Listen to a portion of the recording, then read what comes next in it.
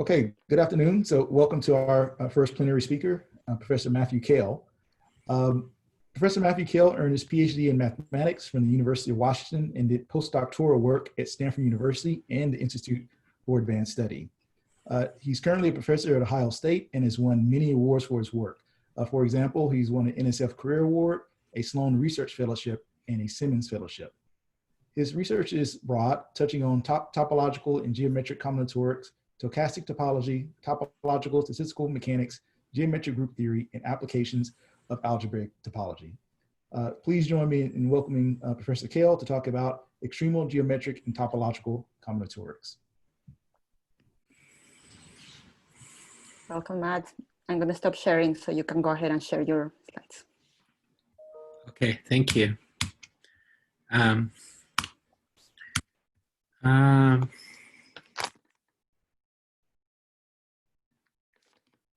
Does everybody see my slides? Not yet. We're seeing you. So let's see. I need to, so maybe, do I need to share my screen again? Mm-hmm. Yes.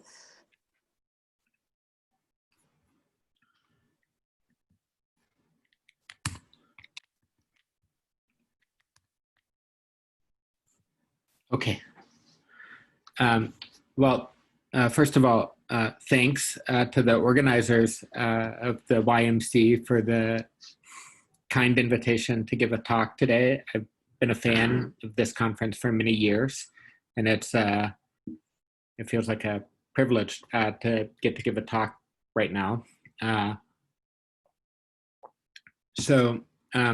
And thanks all of you who are participating in the meeting, even during these strange times, and presenting your research in an online forum.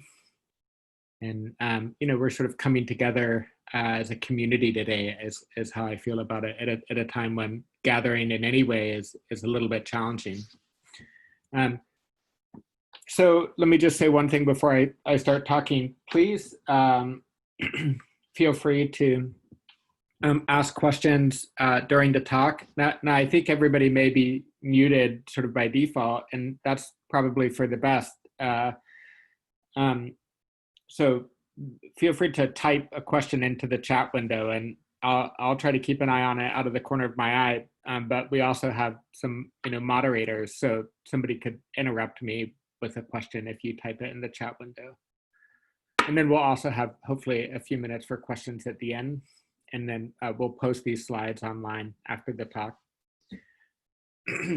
Okay, so I'd like to tell you today about just some favorite problems in extremal combinatorics, and especially problems with geometric and topological flavor.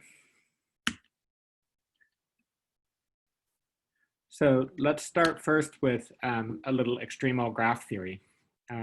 These problems, the subject is sort of very classical in combinatorics by now, but hopefully I can convince you that even though there are some things that are very well understood, very quickly we can ask easy sounding questions that end up being completely mysterious.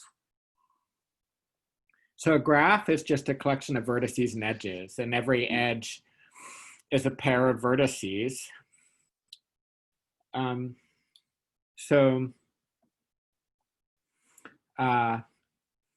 This is just sort of an abstract graph, but we often think of an edge as sort of represented by a line segment or a curve or something. So here's some pictures of some of the most sort of fundamental basic graphs. So one example would be cycles. So this is an infinite family of graphs, and these are just the first few sort of in the sequence. And then there's lots of examples of trees. Trees are any graphs that don't have any cycles in them, but are connected. And I mean, just trees is a huge subject in graph theory and in geometric group theory, for example, where people are interested in infinite trees, especially. Here's a pretty picture of some trees on 10 vertices. I had to sneak this in. This is famous example. This is the problem that Matt Damon's solving on the blackboard in Good Will Hunting. It's all the homomorphically reduced trees on 10 vertices. So he's just looking at, he's got to list all the trees on 10 vertices that don't have any vertices of degree 2. Because if you have a vertex of degree 2, you can sort of get rid of that vertex and have another tree that's smaller and is homeomorphic to the tree you started with. So those are not reduced. So this is it. This is the complete list for 10 vertices. So even though it seems very mysterious in the movie, it turns out it's not a very hard combinatorics problem, but it does make for pretty pictures to draw on a chalkboard. Okay, so complete graph, another just basic building block or, fundamental example of graphs. Everything is connected to everything else. So if you have n vertices, you have n choose 2 edges. And then complete bipartite graphs would be another just sort of simple example. So now we have 2 parameters, m and n, you have one part with m vertices and one part with n. So there's m plus n vertices, and then everything in the first part is connected to everything in the second part. So here's a classic question in graph theory. If you have n vertices, what's the maximum number of edges you can have if you don't have any triangles in your graph? So if you think about this a little bit and just play around with it after, maybe a few minutes or maybe after an hour or 2, I think we would all kind of come up with the same idea eventually. And this is an old theorem of Montel, is that what you should do is make a complete bipartite graph, and then you should make the parts as equal as possible. So that tells you that if you have n vertices, you can get about n squared over 4 edges, and that's the best you can do. So for example, so you have 11 vertices, and you want to make a graph on 11 vertices with as many edges as possible, but no triangles. So here's what you should do. You divide 11 into 2 parts as equal as possible, meaning that the parts don't differ by more than 1. And so one part has size 5 and one part has size 6. So then 11 vertices and exactly 30 edges. And I said this was about n squared over 4. So n squared is 121. So n squared over 4 is like 30.25 or something. So we were pretty close. You just round n squared over 4 to the nearest number. Okay, so, let's ask a more general formulation. What if instead of avoiding triangles, you want to avoid a bigger complete graph? So now what's the maximum number of edges you can have in a graph with n vertices and with no complete subgraphs on m vertices? So we can try to emulate the idea of that last theorem. So what you can do is make what's called a complete multipartite graph with m-1 parts and the parts as equal as possible. So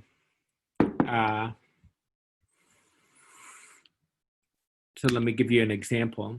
So if n is 12, and we want to make a K4 graph with as many edges as possible, then 4 minus 1 is 3. So we should divide the 12 vertices into 3 parts as equal as possible. So in this case, it's 4, 4, and 4. And then you connect things between parts, but you never put any edges within a part. So there's lots and lots of triangles here, but there's no K4s. You can't find 4 vertices. The proof is clear. It's just the pigeonhole principle. If I pick 4 vertices that supposedly span a K4, there's only 3 parts. And so by the pigeonhole principle, if I put 4 vertices in 3 parts, 2 of them have to end up in the same part, but we don't connect any edges within a part. So here we get 48 edges, and that's the best. So that's Turan's theorem. It's a famous, sort of piece of 20th century Hungarian style combinatorics. And you can prove even more than this. For example, the graph that you get is unique up to isomorphism. Like those are the only graphs that maximize the number of edges. So one place you can read about this, if it sounds intriguing to you, is this wonderful book by Agner and Ziegler called Proofs from the Book. And it's through several editions now, at least 6 editions, I guess. I highly recommend it. And I think they have, if I remember, at least 4 proofs of Turan's theorem. And they're all different, and they're all kind of completely surprising. And some of them give the stronger result, that the graph you get that maximizes the number of edges without having the complete subgraph you're trying to avoid are unique up to isomorphism. So something. Sorry, Matt, there's a question on the chat. Okay. Yeah, can you read it? Is this referencing Erdős's terminology? Yes, I think so. So this, I wanted to say something about this. The title of that book comes from Paul Erdős. It's Erdős is famous for many things. You know, he's one of the great kind of combinatorialists and just generally interesting mathematicians in the 20th century. Maybe one of the things he's known best for is being so prolific, writing nearly 2,000 papers, you know, in collaboration with several hundred co-authors. But he's also famous as sort of a character, and people love to tell stories about him. And he had kind of colorful language, and that he liked to talk about the book, and the book was some transfinite book that God has in Erdős's imagination, and that it contains the best proofs of every mathematical theorem. And I think there might have been some kind of joke, you know, funny part of the story. Like you kind of think, well, if mathematicians are good and they go to heaven, then they get a glimpse of the book. But I think Erdős's real point was that maybe a few fortunate, you know, hardworking researchers might even get a little bit of a glimpse of the book during their lifetime, you know. And so if he saw a proof that was just the most beautiful proof of a given theorem, or that just really kind of gave the essence of it, distilled it down to its essence, that's the best compliment Erdős could give another mathematician about their proof, that proof is straight from the book. Okay, so Erdős is a figure in combinatorics, and especially in extremal combinatorics. So I thought it was worth you know, showing you his photo.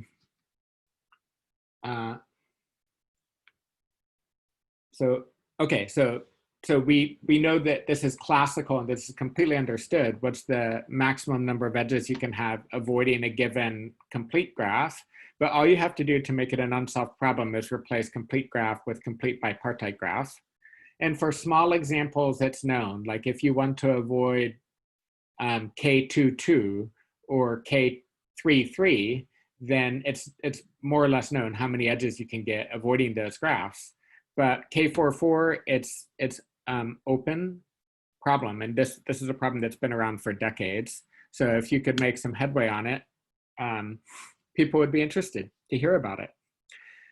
Okay, so in the case of Turan's theorem, we have more or less an exact formula, you know, for how many edges there are, but we don't necessarily feel like that there should always be an exact formula for everything. And, you know, maybe that sounds like sacrilegious to say in the context of combinatorics. Isn't combinatorics sort of the science of finding formulas for things?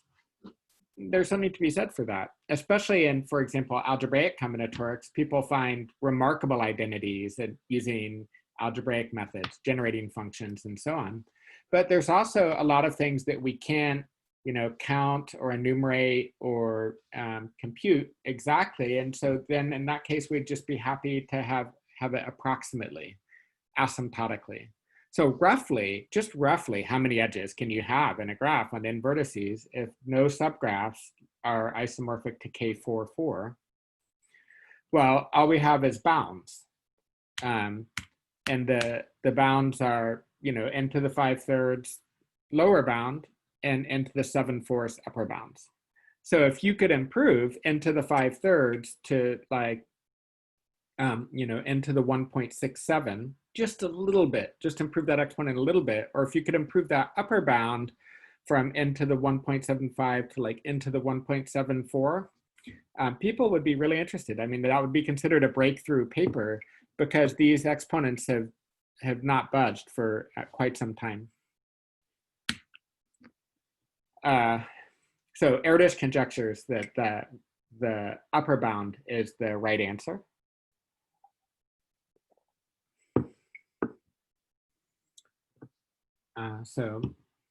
Okay, so that's a little introduction to sort of extremal graph theory,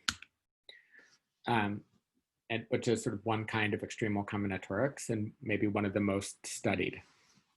So now I want to start talking about some things with a more geometric flavor. So let U of n denote the maximal number of unit distances among endpoints in the plane. So what I'm saying is if you put down endpoints, then there's n choose 2 pairs of points. Each pair realizes a distance. So how many of those distances could be equal to 1? You know, equivalently, we could just say how many of those distances could all be the same. Because if they're all equal to some number, then we could just sort of rescale. We could dilate the plane so that all those distances are equal to 1. If they're all equal to each other, they may as well all be equal to 1. So the unit distance problem is to say something interesting about U of n. And it's an unsolved problem. So let's just see what it looks like for small n though, like just to get a feeling for what the kind of optimal configurations might look like, or just see how quickly we might get into deep waters. So for 7 points, it turns out the best you can do is 12. And to me, I look at that picture and just think, well, sure, you're not going to do better than that. And that's not a proof, but somehow it just seems like we've gotten a lot of distances all to be equal with 7 points. So there's some. So by the way, I should admit that, you know, we kind of started with graph theory, and then I said, you know, well, now we're changing to some geometry, but it's a trick. We're still doing graph theory, you could say. These are called unit distance graphs. So given a set of endpoints in the plane, we can define a graph by saying every vertex corresponds to a point in your set in the plane, and then we connect them by an edge if and only if the distance between them is 1. And these are called unit distance graphs. Unit distance graphs are really well studied, and unlike, for example, planar graphs that are also known, and you know they are not allowed to have their edges crossing, unit distance graphs might have their edges crossing. And also it turns out that although it's well known that planar graphs are all 4 colorable, unit distance graphs aren't. And this was just discovered after 60 or 70 years of people thinking about it. Somebody just discovered a 5 chromatic unit distance graph in the plane pretty recently. I should have included a picture, but I wanted to show some. The examples known are all quite large. To get a graph that requires 5 colors with a unit distance graph, the first example was maybe 10 or 20,000 vertices, and then got reduced to maybe 2,000 vertices, and people have been working on it pretty actively over the last year or two. And I think the record right now is around 500 vertices. So that's still a quite complicated graph, and the proof that that can't be colored with 4 colors involves a computer. There's still not a completely human understandable proof. Okay, so just back to the unit distance problem. So a unit distance graph with 9 vertices can have up to 18 edges, and it's been proved that you can't have more than that. So as far as I can tell, for a paper I found that was published this year,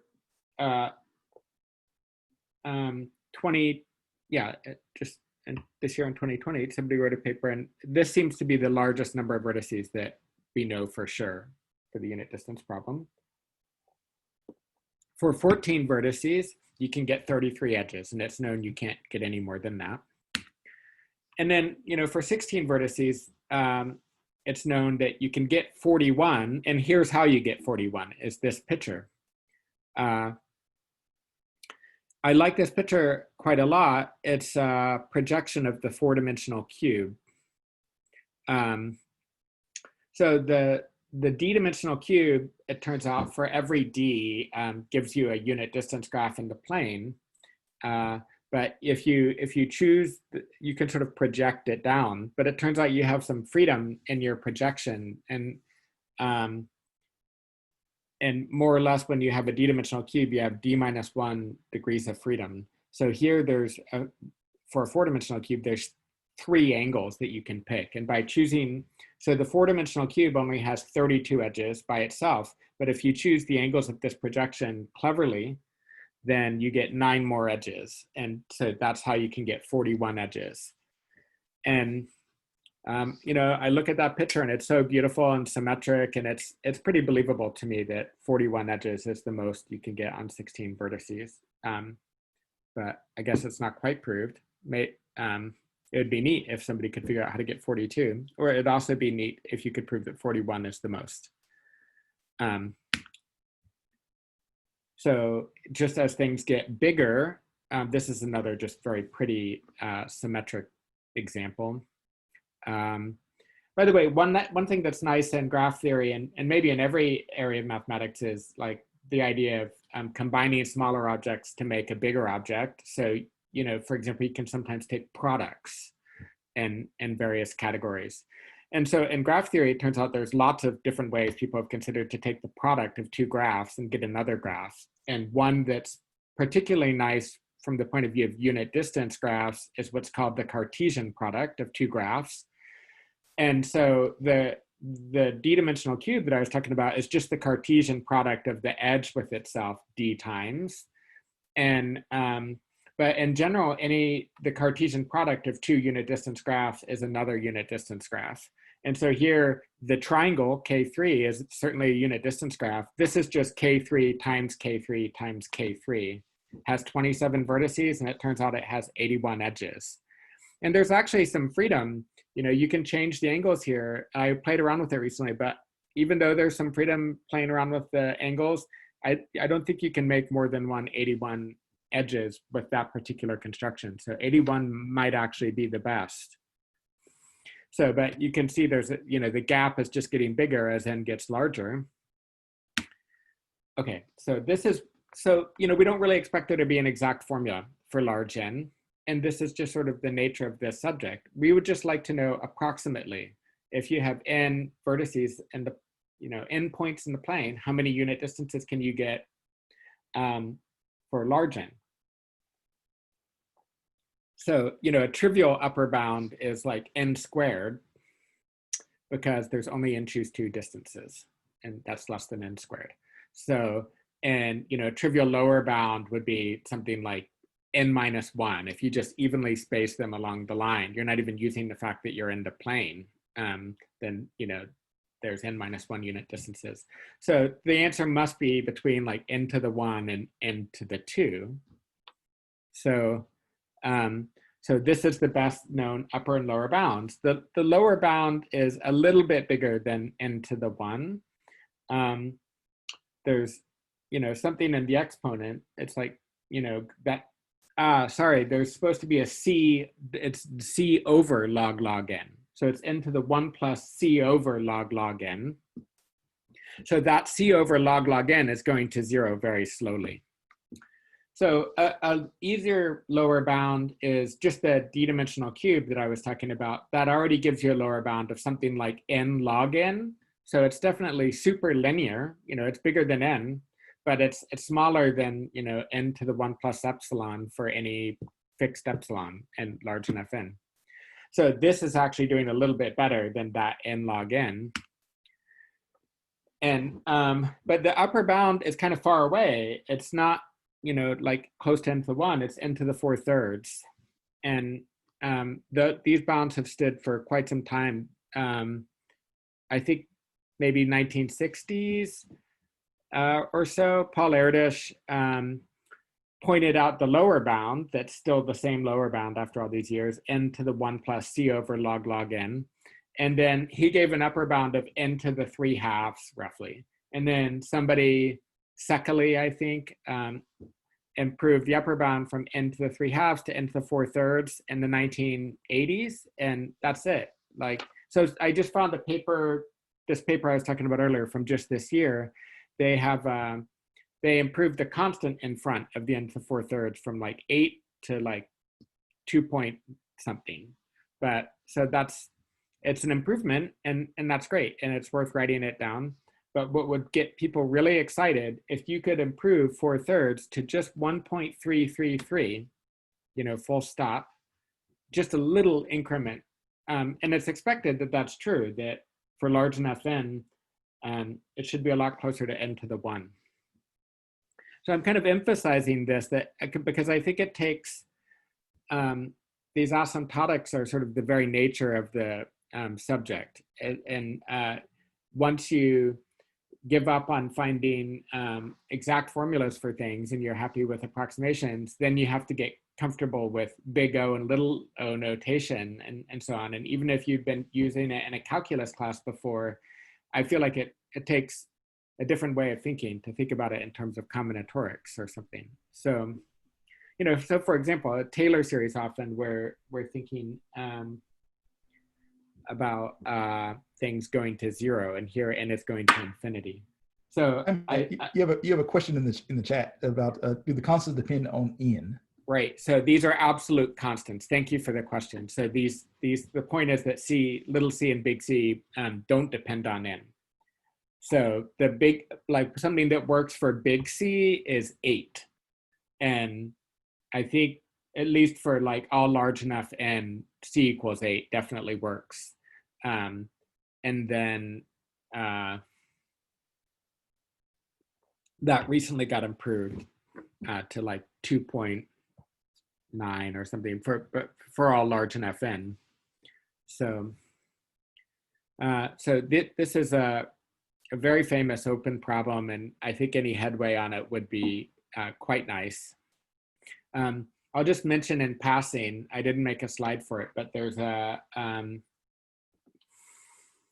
related problem called the distinct distances problem. So instead of saying maximizing the number of distances that are all the same, you could try to minimize the number of different distances that you have. And that problem was more or less solved completely by Larry Guth and Nets Katz maybe 10 years ago. And I mean, in that case, the lower bound that they, let's see, so the lower bound is like n over log n, and the upper bound is like n over square root of log n or something. So there's still like a little gap, but it's not in the exponent, and it's just in the power of log terms. That's sort of a second order thing. So it would still be cool to close that gap a little bit, but maybe that would be hard. That'll be hard to do, I think. So so they kind of made a breakthrough result. Like the lower bound had been like n to the 0.5, n to the 0.8, n to the 0.88 or something, and then they said n over log n, and so that's basically solving it. So that's related, and if you're interested in this kind of problem, that's a neat, you know, look at the writings of Larry Guth, and he has a textbook on the polynomial method explaining how all this works. And there's the original paper with Nets Katz, and then he has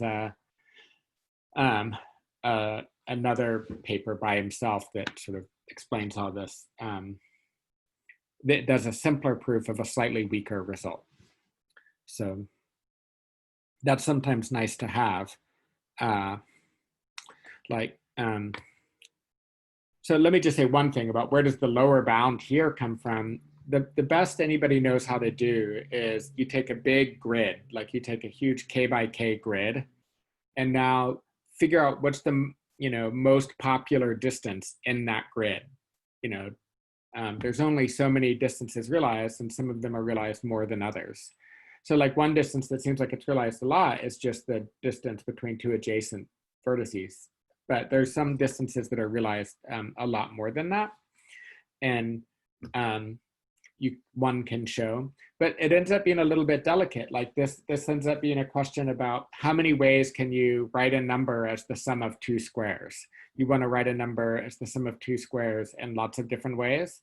And this is the kind of thing number theorists know about. So Paul Erdős is best known for his work in combinatorics, but he also did work in number theory and set theory and geometry, just many different areas of mathematics. And so I think he sort of knew how the number theory went on this. And nobody's ever come up with a better construction for unit distance graph with lots of edges for large n than that trick with the grid that depends on knowing that some numbers can be written as the sum of two squares in lots of different ways. So I don't know if we're going to do much better than n to the 1. I think 1 is probably the right exponent, but I think it might be possible to do better than n to the 1 plus c over log n. Maybe a little bit better. No one knows. Okay, so let's move into something that I would consider to be sort of more topological. And I want to tell you about some recent work by myself and some other people on polyominoes with maximally many holes. In particular, Erica Roldan is one of the people who's worked on this, and Greg Malin. And they were both my PhD students. So here's what polyominoes are. I didn't feel like making a formal definition for it. I don't think I have a slide for it, but it's just, these are all the polyominoes with 5 squares. So polyomino is a shape that you can make by gluing together congruent squares. And you can only glue them edge to edge. So that's it. So you're going together congruent squares in the plane. So here's some polyominoes with 5 squares and some polyominoes with 6 squares. So like things that have been studied classically for polyominoes include questions about enumerating them. So just how many polyominoes are there with n tiles? How many different polyominoes? Well, it depends on how you count. So like in this slide, we're counting them as different if they're mirror images of each other. That's one way you can do it, or you could count those as the same. And people have studied all these variations. So here but we're looking at all the polyominoes with 6, and we're considering them to be the same if you can rotate or reflect, one to be another. And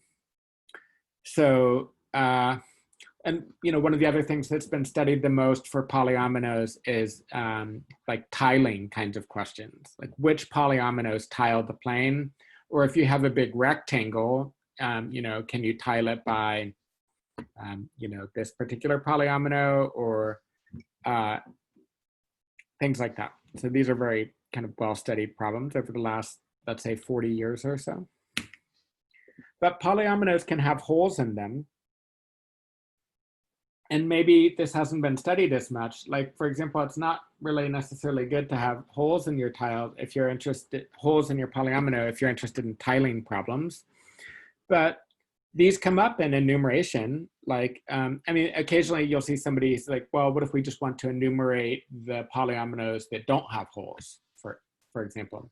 But it turns out as n gets large, most of them do have holes. So, so what Erica, my PhD student, was interested in several years ago, we started talking about what would be good for her to work on for her PhD thesis. And we kind of talked about some various ideas and came up with the idea of studying random polyominoes. And some of my research interests are around random topology. And so I said, well, what's the topology of these polyominoes? How many holes does a random polyomino have? And that's actually what Erica ended up writing her thesis about. And she studied different models of random polyominoes. So for example, one model would be like the uniform random model, where every polyomino with n squares has equal probability. But another one would be like you grow your shape randomly by adding one square at a time, randomly among all the places where you could put that square. But when Eric was first starting, I said, well, it'd be nice to know how many holes does a random polyomino have in it, but just for like a homework problem, why don't we settle first, what's the maximum number of holes you could have? Because I don't even know that off the top of my head. And I said, well, probably we can't figure it out exactly, but maybe we can just like roughly, it's got to be linear in n, but like what's the constant in front? And it turned out to not be what I thought it was going to be. The problem ended up being harder and much more interesting than I thought. So this is our question. Just if you're given n tiles, what's the maximum number of holes that your polyomino can enclose? That's the function that we call in our paper on this f of n. And Sorry then to interrupt, Matt. There's one more question. I see a question. So I'm not, so I see one question that says, how many k-aminos for bounded k that don't have holes? I mean, I think there's just asymptotic formulas for how many polyominoes there are, depending on when you consider two polyominoes to be the same. And I think there's also some asymptotic formulas for just counting the polyominoes without holes. And I also think that there's some work, I know there's some work, Thomas O. Silva or something, he worked out up to like 28 squares or something, exactly how many polyominoes there were and how many there are with every different number of holes that's possible. So for small numbers of tiles or small numbers of holes, this is sort of worked out. Great. And so then I see another question. Do we consider polyominoes just when none is a rigid transformation of another, or do you consider free polyominoes? Well, so these questions are very important when you're looking at enumerative questions, like how many polyominoes satisfy this property. Maybe just the property is just how many squares it has, but then you want to know how many really different ones there are. So you need to say, well, they're different if I can't. Usually they're the same if you can translate one to another, but then what about rotations and reflections? So, but for what we're going to be interested in, which is just how many holes can you have, then it doesn't matter, like, because which convention you like about fixed or free polyominoes or anything like that, because if I rotate it or reflect it, it doesn't change the number of holes. So we're just interested in the extremal problem. What's the maximum number of holes you can have? Or here's a different question that seems almost like the same question, but it's related, but it's not the same question exactly. Given the number of holes, what's the minimum number of tiles you need to enclose it? So here's a picture of what we're up to. So G of 1 is 7. So it kind of feels like it should be 8, but the squares that we're gluing together edge to edge are, they're closed squares. They include their boundary. They include the edge and they include the corners. So those two squares touch at those two squares, the polyomino with 7 tiles in the lower left corner, the two squares in the bottom right corner of that polyomino actually are touching at that corner. So it completely encloses that square. So the one way you can define holes, for example, is you take the complement of your polyomino, and it's the connected components of the complement in the plane, or okay, so we forget about the unbounded component, and then just look at the bounded components, and those are the holes. So to get one hole only requires 7 tiles.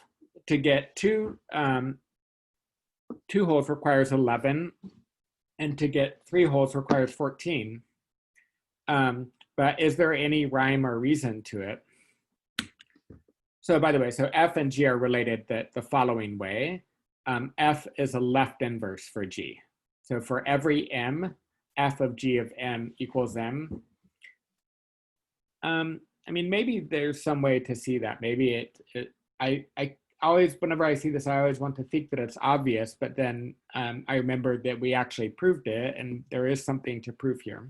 So there's one more question in the chat, Matt, that I was having the same question too.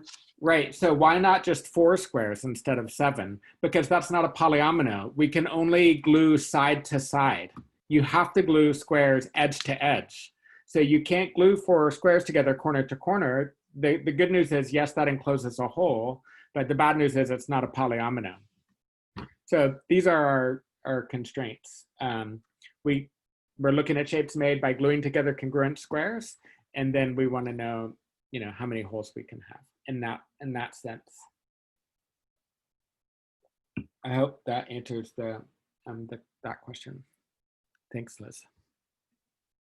Okay, so much to my surprise, Eric and I were actually able to figure out an exact formula for G of M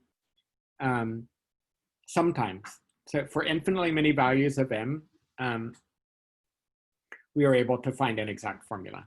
So the kind of values of M that we were able to find a formula for, this is the sequence, 1, 5, 21, 84. Yeah, so 84 there should be 85. So the way you get the next number in the sequence is multiply by 4 and add 1. Sorry, I'm confused. Let's see, hopefully this is right.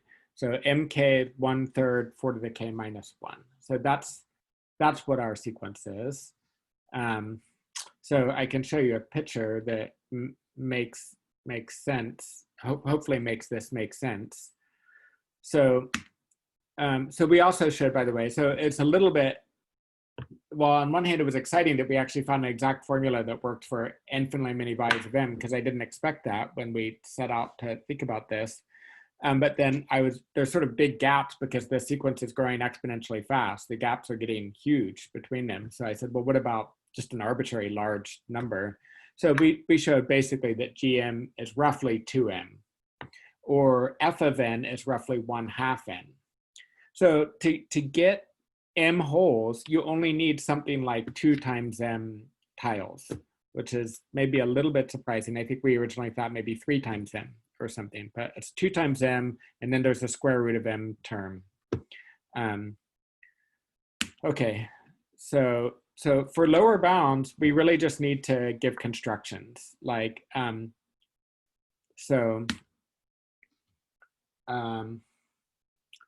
okay, so here's a sequence of polyominoes. So they're related to each other. So to get the second one from the first, I take 4 copies of the first, sort of rotated around a center point. So imagine 4 copies of that first one all meeting at one corner. So one sort of northwest, one's southwest, and so on. And then so we stick 4 of them together, overlapping, and then we delete the center. And so now we had 4 holes, and then we delete that one in the middle. Now we have 5 holes. Right. So then, yeah, so this next picture is the same way. I take 4 copies of it overlapping just along their edges. So they all have one common corner, 4 copies of that, and then I delete that common square, the corner where they overlap. So now I have 21. So yeah, so the next one in the sequence would have 85 holes. And that's what it looks like. So, if you let your eyes go blurry, then, it sort of looks like a checkerboard or something. But it's really not. It's a more interesting shape. And for this number of tiles, this turns out to be the maximum number of holes that you can get. By the way, you can actually delete another tile. So you could delete, say, the bottom right corner or any of the corners by symmetry, and you still have a polyomino. But that's it. Like, that's all you can delete. If you delete any other square, then you're either going to disconnect it and it's not going to be a polyomino anymore, or you're going to change the number of holes. So this thing that you're seeing here, it has just a little bit of redundancy in it, in that sense that you can delete one square and still have the same number of holes, but that's it. So for upper bounds, we use ideas of sort of isoperimetry. I don't want to get into technical proof, especially with just a few minutes left in the talk. But the basic idea is that you want to, yeah, so I think I'm answering the question I see in the chat window. You sort of want to minimize the outer perimeter. And if you weren't thinking at all about holes, you could just minimize the perimeter of a polyomino with a given number of tiles. Then you try to make your polyomino as much like a square as you can. And then simultaneously though, because we want to maximize the number of holes, you want to maximize the inner perimeter. So here's the picture I showed before of a polyomino with 21 holes. And there's the outer perimeter. It's just what you might normally think of as the perimeter. And in this case, it has length 36. But the inner perimeter is what's maybe more interesting for us. It has, in this case, 84 edges in it. Every square, every hole has its area 1. It's just, of course, that seems like it would probably be the most efficient thing to do if you just want to maximize the number of holes, and it is. And then, all 4 sides of each one of those squares is part of the inner perimeter. But you can kind of connect them up in a logical way like this, and it's interesting to me. It looks like it's approaching some kind of limiting fractal shape. This actually looks a lot like what's called a Hilbert curve. And here's the first 6 steps of constructing the Hilbert curve. It's a space filling curve. It's a continuous map from the unit interval to the unit square that's surjective. So this is a curve, but it has fractal dimension 2. Okay, so then after Eric and I wrote that first paper about maximizing the number of hole and polyominoes, where we sort of solved it for some values of m and solved it approximately for all large values, they completely solved it. This was just something very recent, the last year, and I was surprised and happy. I was surprised in the sense that I just didn't think it was possible. I didn't think we should expect there to be an exact answer, but they did. So here's part of the table. I just copied this out of their paper. So H is the number of holes you want. G of H is the minimum number of tiles you need to make that. And once you get to large, we saw it took 7 tiles to make the first one, and then another 4 to make the second. But what happens most of the time for large n is you just need 2 more tiles to make 1 more hole. Except sometimes you need 3. And they completely figure out which times you jump by 3 and which times the rest of the time you jump by 2. So, so I see another question in the chat. Are there minimal examples which require larger holes? I haven't seen any. I don't think it's ever better to do to do larger holes. But if you want to make 1 hole, let's see, so maximize the number of holes and you have, for example, 10 tiles. Well, you can still only get 1 hole, but you could make the hole could have area larger than 1. So you could make the area larger than 1, or the total area larger than 1, but you can't make more than 1 hole. So in other words, it might be possible sometimes that you could do just as well with making your holes bigger than 1, some of your hole, but you can never do better. So here, I'm not sure how easy it is to see, but some of the numbers are bolded. Some of the numbers H in the H column are bolded. And then that means next time, jump by 3. You're going to need 3 more tiles to make the next hole. But the rest of the time, the G of H column just jumps by 2 at each step.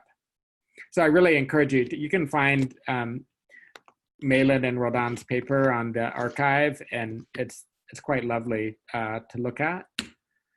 So just to give a sense, it's quite complicated. the formula, the way that tells you how to compute G is spread out over a few theorems. So I just copied and pasted those theorems into my slides. So first of all, this tells you essentially how many holes you can get inside an n by n square or an n by n plus 1 rectangle. And then this tells you something about like you can delete a few squares around the boundary of that square rectangle depending on what the pattern of holes is inside. And sometimes you can delete one hole, one tile, sometimes 3, 4, or 5, and that's it. And then this theorem is sort of telling you that otherwise, unless you're sort of between square and Chronic number, that you jump by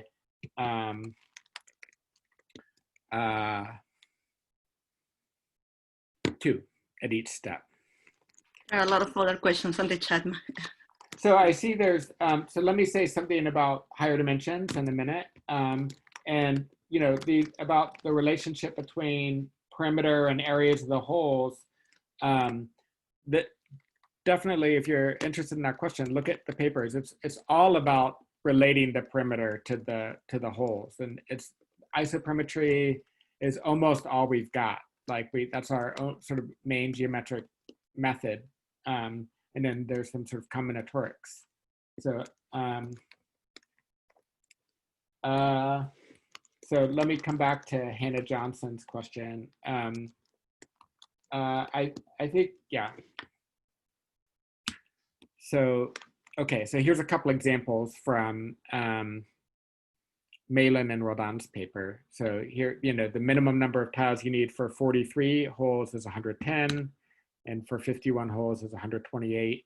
They have lots and lots of illustrations in the paper. It's 30 or 40 pages long. And part of what they have to do to get the lower bound for every n is lots of constructions. So they have a few, you know, different infinite sequences of polyominoes, and there's lots of different cases to consider.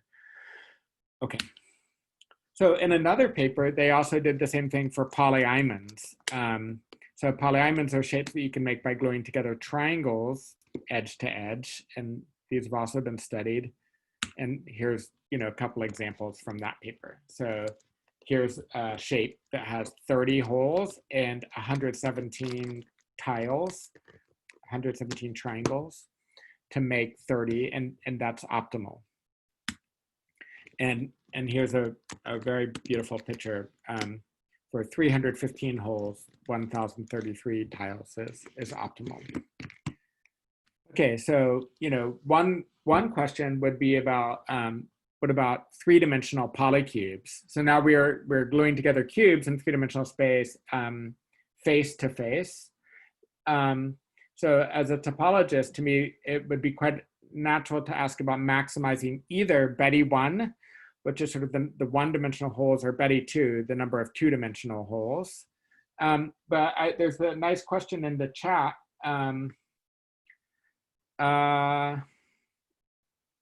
About what about you know, I think it also makes sense. What about just gluing squares together, but in the 3-dimensional grid rather than just in the plane?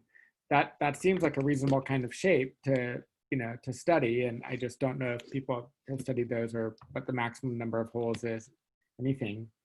I see another question, you know, what is the leading coefficient on n for polyimines? And I don't remember. It's a great question. Yeah, how many new triangles do we need to make the next hole?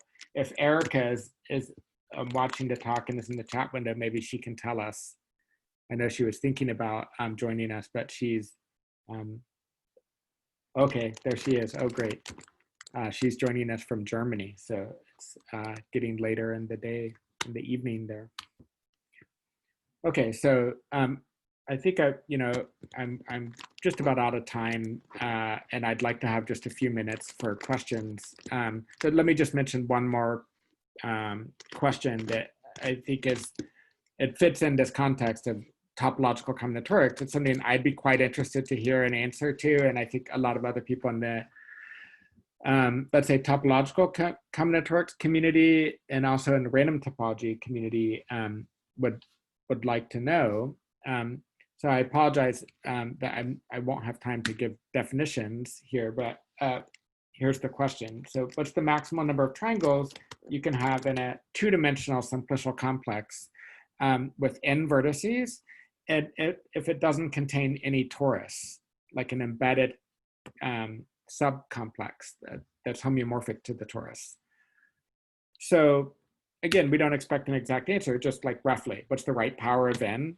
And in a simplicial complex in n vertices, you can only have up to n choose 3